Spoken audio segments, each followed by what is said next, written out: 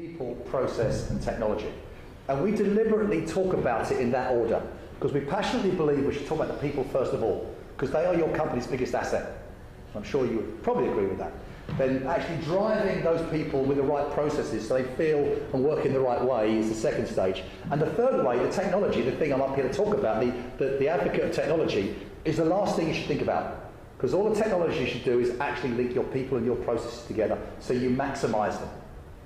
Where the challenge comes on technology is that you have the most diverse workforce that you've ever had at any time in working life. Because now, slightly rude, you have 4 generations working in your organisations, your businesses.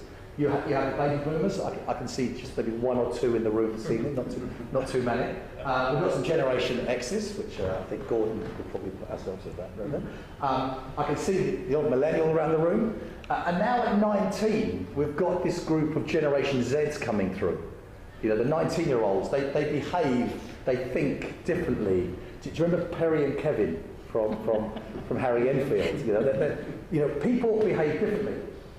But do you change your processes, the way you work, and technology to maximise the way those 4 different generations want to?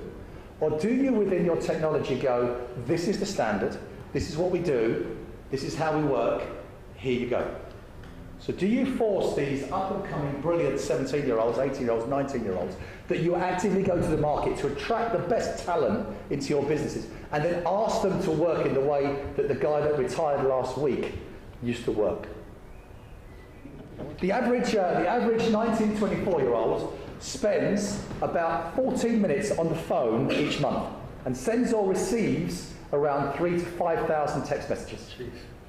They are behaving in a different way. Oh, by the way, those 14 minutes, half of them are ringing their voicemail to talk to idiots like me that still haven't worked out that they want to be communicated with in a different way. It's funny, we're all laughing, but are we changing our businesses to reflect the different ways of working? We go out and attract the best talents, we go out to the recruitment fairs, we want the best people to grow our business organisations, and yet we bring them in and ask them to behave in a completely different way that is alien. And we wonder why they get frustrated and leave.